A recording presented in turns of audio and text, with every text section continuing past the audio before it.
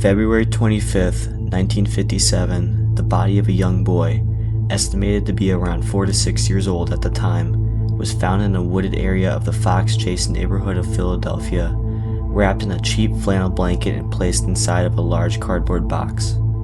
The boy showed severe signs of malnourishment and also had multiple bruises and injuries. Weirdly enough, investigation of the body showed that he had recently had his hair crudely cut and his nails trimmed. Early on, the investigation was exhaustive. The police took his fingerprints and collected crime scene evidence.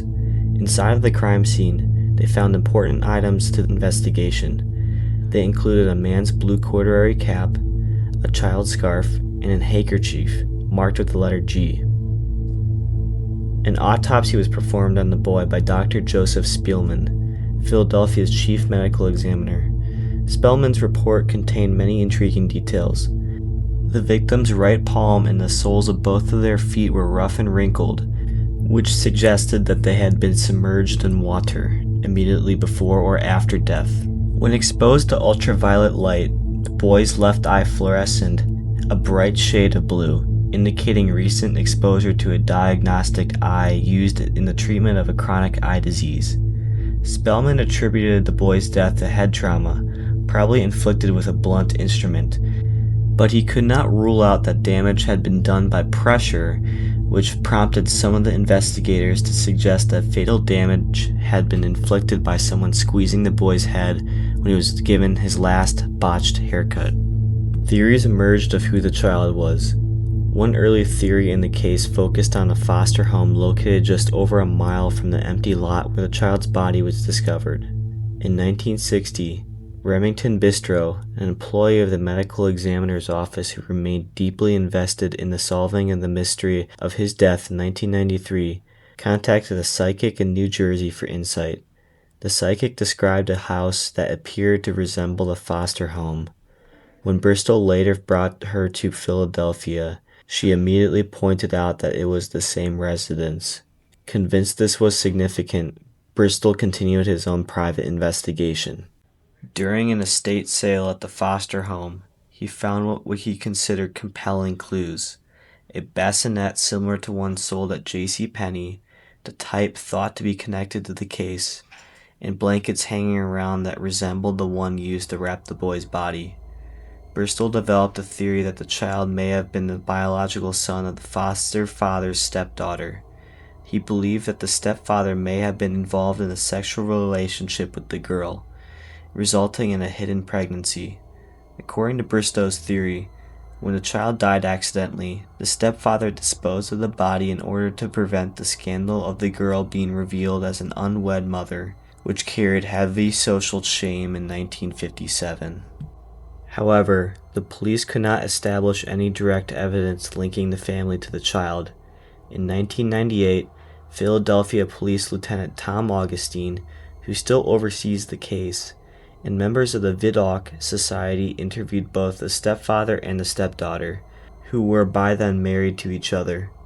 Their statements, combined with the investigation, suggested that they were not connected to the crime. A DNA test later proved that the stepdaughter was not the boy's mother, and the foster home theory was formally dismissed. The second major theory came to light in February 2002, when a woman known only as M came forward. She stated that her abusive mother had purchased the child, whom she referred to as Jonathan, from his biological parents in the summer of 1954. According to her account, the boy endured several physical and sexual abuse in the household for about 2.5 years. She claimed that her mother killed the child in a violent outburst after he became sick and vomited in the bathtub. Afterwards, she said, her mother cut the boy's long hair, explaining the uneven haircut observed on the body, and then disposed of him in a secluded field where he was later found. M also recounted that she and her mother were preparing to remove the boy's body from the trunk of their car.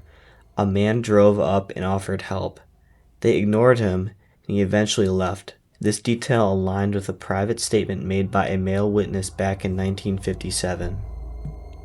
Although investigators found aspects of her story consistent with known details and considered it possibly credible, They were concerned because M had a documented history of mental illness. Furthermore, neighbors who had known the family insisted that there was never a young boy living in the home and dismissed her story as untrue. This case remains unsolved. However, as of recently, the identity of the victim through DNA testing has been revealed in November and December of 2022. The Philadelphia Police Department announced that they had used DNA testing and genetic genealogy to finally identify the boy as Joseph Augustine Zarelli, born January 13, 1953. Even though Joseph's identity is known, the homicide itself remains unsolved. Investigators continue to classify it as an active homicide investigation.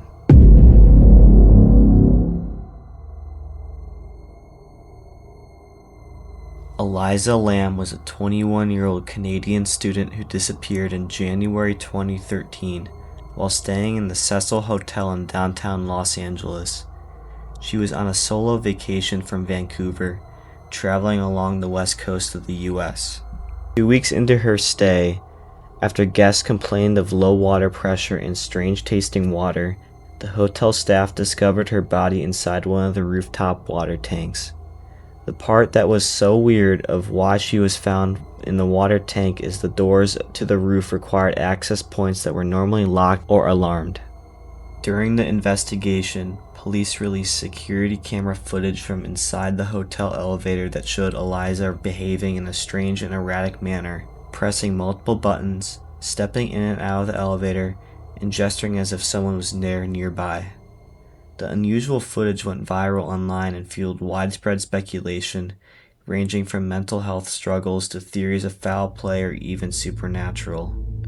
The official cause of death was ruled an accidental drowning. An autopsy report showed no evidence of physical trauma or assault, and her toxicology results indicated that she had not taken her prescribed bipolar medication consistently. This led to investigators believing she experienced a severe mental health episode that resulted in her accidental death. The most widely accepted explanation is that Eliza experienced a severe mental health episode. She had bipolar disorder, and her medications weren't fully in her system at the time. This could have caused confusion, paranoia, or hallucinations, which would explain parts of the video. In this manic state, she may have gone to the hotel roof and accidentally entered the water tank, unable to get out.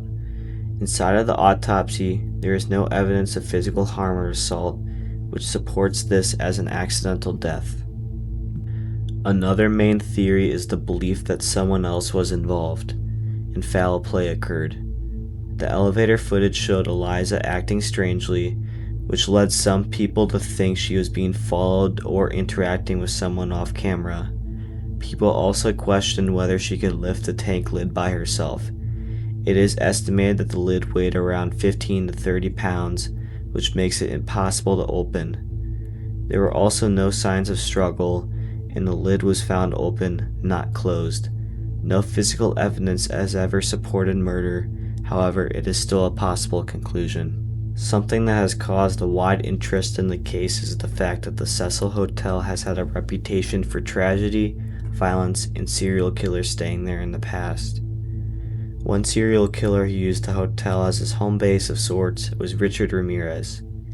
Because of this history, some believe the environment itself may have influenced the situation, contributing to the mystery. A more out there theory is something supernatural caused the incident. The unsettling elevator video led some viewers to suggest paranormal involvement. Believers of this theory claimed Eliza appeared to be speaking to or hiding from something invisible. These ideas spread quickly online, but there is no scientific or physical evidence of supernatural forces. Truthfully, I believe that she could have been possessed by something, whether that is due to some use of narcotics or something supernatural. When 29-year-old Russell Keith Dardeen didn't show up for his job at the water treatment plant on November 18, 1987, the police of Ena, Illinois went into his home to stumble upon a brutal discovery. His wife, Elaine, and their 3-year-old son, Peter, had been beaten to death with a baseball bat. Keith was not present, nor was his car, which was a red 1981 Plymouth. Investigators assumed he had killed his wife and children and was at large. A manhunt ensued, and a day later, a group of hunters found his body in a wheat field not far from his trailer. He had been shot 3 times, and he was also mutilated very badly. The coroners put the time of death for all the Dardines within an hour of each other. The bodies in the trailer had been killed 12 hours before they were found, and Keith Dardine had been found dead for 24 to 36 hours when he was found. Resolving this question, however, made it harder to determine when the crime had been committed, since Keith's body had been found away from the trailer, and he may have been killed at the location rather than with his family. At the trailer, the killer or killers had apparently taken the time to not only tuck Elaine's body into bed along with their children's body but also clean up the scene, suggesting they did not feel any urgency to leave. The amount of effort involved led police to theorize that the crime may have taken place at night. Determining the motive of the assailant was particularly difficult in the case. The back door had been left open, there was no evidence of forced entry, a VCR and portable camera were in plain sight of the living room. Elsewhere in the house, equally accessible cash and jewelry remained. These facts argued against robbery as the motive. The Franklin County coroner did not believe the Dardines were randomly chosen. He said, "I believe it was a very personal, deliberate thing." A police expert on cults told the newspaper that there was a rumor that the Satanists were responsible, and he said it was untrue, since such groups often would mutilate bodies more extensively, harvest organs, and leave symbols and lit candles at the scene of their crimes. None of these indications had been found at the Dardines' trailer. Police did allow, however, for the possibility that the Dardines were chosen purposefully. It may have been a case of mistaken identity by the killer or killers. Joanne Dardine said later that she had considered other motives someone might have had for killing her son and his family. She said, "I think someone wanted Keith to sell drugs and he refused. Or there is a possibility someone like Elaine and she wouldn't accept his advances, or he took out his rage on both of them. We just don't know." This case still remains unsolved. The 1991 Austin Yogurt Shop murders were a quadruple homicide that took place at an I Cannot Believe It's Yogurt Shop in Austin, Texas, on December 6, 1991. The victims were 4 teenage girls, 13-year-old Amy Ayers, 17-year-old Eliza Thomas, 17-year-old Jennifer Harbison, and Jennifer's 15-year-old sister, Sarah. Jennifer and Eliza were employees of the shop, while Sarah and her friend Amy were in the shop to get a ride home with Jennifer when it closed at 11 p.m. Shortly before midnight on Friday, December 6, 1991, a patrolman from the Austin Police Department contacted his dispatcher to report fire coming from the yogurt shop. After the fire was extinguished, firefighters discovered 4 bodies. Each had been shot in the head, execution style, with a .22 caliber lead bullet. Sarah, Eliza, and Jennifer were all gagged and bound with their own underwear. All 3 had been severely charred and shot in the back of the head. Unlike the others, Amy's body was found in the separate part of the shop. She was not charred, but she had received 2nd and 3rd degree burns. She had been shot in the same way as the others, however, the bullet had missed her brain. She also had a 2nd bullet wound that had caused severe damage to her brain, exiting through her lateral cheek and jawline. Investigators initially identified a significant number of potential suspects, among them a 16-year-old caught with a weapon of the same caliber as it was used in the killing nearby in a shopping mall a few days later. Although the teenage suspect initially gave promising information, after tough questioning, the detectives decided that he was trying to get himself out of a gun charge. They eliminated him and 3 petty criminal friends whom he had implicated. None of them were older than 17 at the time. Several years later, a new detective on the case theorized that the four teams from 1991 were credible suspects. By that time, they were in their 20s. In a string of interrogations conducted by various detectives, confessions were obtained from some of the suspects. They said all four, Robert Springsteen, Michael Scott, Maurice Pierce, and Forrest Welburn, had participated in the murders. Inside the case, the prosecution went into great detail about the horrific nature of the crimes against the young victims but presented no hard evidence other than two confessions. The two were convicted of capital murder. Springsteen was sentenced to death and Scott was sentenced to life imprisonment. Inside of the case, there had actually been a breakthrough where the perpetrator had been found. On September 26, 2025, Austin police announced that Robert Eugene Brashers, a serial killer who was identified through investigative genetic genealogy by C.C. Moore in 2018, had been linked to the yogurt shop's murder by DNA. Brashers committed suicide in a standoff with police in 1991.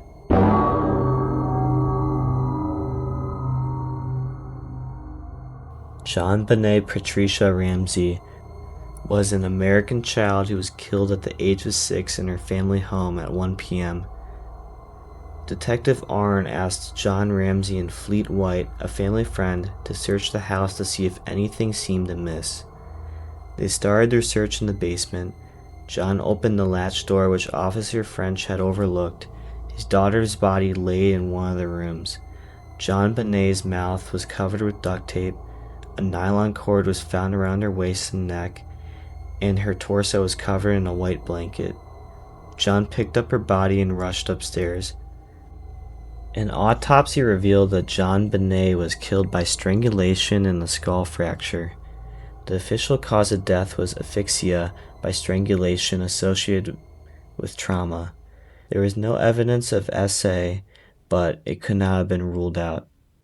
Patsy Ramsey reported that she found a 2.5-page handwritten ransom note on their kitchen staircase. The note demanded $118,000 for JonBenét's return. John pointed out to the first police on the scene that the amount was nearly identical to his Christmas bonus of the prior year, which suggested that someone who would have had access to the information would be involved in the crime. The ransom note was unusually long. The FBI told the police that it was very unusual for such a note to be written at a crime scene. The police believed that the note was staged because it did not have any fingerprints except for Patsy's and the authorities who had handled it, and because it included an unusual amount of exclamation marks and initialisms. The note and the practice draft were written with a pen and notepad from the Ramsey home. According to the CBI, which is the Colorado Bureau of Investigation, there were indications that the author of the ransom note was Patricia Ramsey. However, the evidence fell short of a definitive conclusion. Michael Baden, a board-certified forensic pathologist who had consulted with both sides of the case, said he had never seen a note like it in his 60-year experience and that he did not think it was written by an outside stranger. There are multiple theories to who had killed her. After JonBenét Ramsey's death, Boulder police initially focused on her parents. Investigators noted that there was no clear sign of forced entry and believed parts of the crime scene, such as the ransom note, may have been staged. They also saw the Ramseys as uncooperative, while the Ramseys said they feared being unfairly targeted and wanted investigators to consider intruder possibilities as well. Some members of the public believe that the statistical likelihood pointed to a family member when the child is killed. One theory suggested that Patsy Ramsey may have struck JonBenét after a bedwetting incident and then staged the scene. However, there is no documented pattern of violent behavior from Patsy, and JonBenét's brother Burke described the household as nonviolent. Former FBI profiler John Douglas argued that neither parent committed the crime, and criticized the role of media sensationalism in shaping public opinion. Burke Ramsey, aged 9 at the time, was interviewed multiple times. Child psychologists and investigators reported no signs of concern and stated that he was not considered a suspect. In 1999, a Colorado grand jury voted to indict the Ramseys on charges related to child abuse resulting in death, but the district attorney declined to prosecute, saying the evidence was insufficient. This grand jury decision did not become public until 2013. A 2016 CBS program proposed a theory that Burke accidentally hit JonBenét and that the parents staged the scene afterward. Burke filed defamation lawsuits in response to this claim by CBS. Police also followed the possibility that an intruder was responsible, in part because of an identified boot print was found near the JonBenét's body. Several early individuals were looked at, including neighbors, acquaintances, and others, though none were charged. Extensive DNA testing was conducted. A 2003 court ruling stated that while there was little evidence supporting the idea that Ramseys killed their daughter, there was significant evidence supporting that the possibility of an intruder entered the home.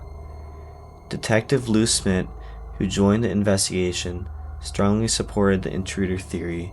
He argued that someone could have entered through a broken basement window and that JonBenét may have been subdued with a stun gun before being taken to the basement. However, critics pointed out that the undisturbed cobwebs and surroundings suggested no one climbed through that window. Smith's theory was supported by former FBI profiler John Douglas, and Smith continued to advocate for intruder long after that case. Author Stephen Singular suggested JonBenét may have drawn the attention of child predators connected to beauty pageants, and argued that focusing too heavily on the parents hindered out other lines of investigation. The area around the Ramseys' home had seen many burglaries, and dozens of registered sex offenders lived nearby at the time. Some investigators later argued that the intruder angle should have been pursued more aggressively. One individual Smith identified as a possible suspect, Gary Olivier, was a registered sex offender who was later arrested on unrelated child exploitation charges. Some forensic experts in the district attorney's office continued to support the intruder theory, though this stance was criticized by others who felt it was biased in the investigation and limited the chances of ever prosecuting the Ramseys. If you stayed till the end, I really do appreciate it, and please consider subscribing. Thank you, and see you next time.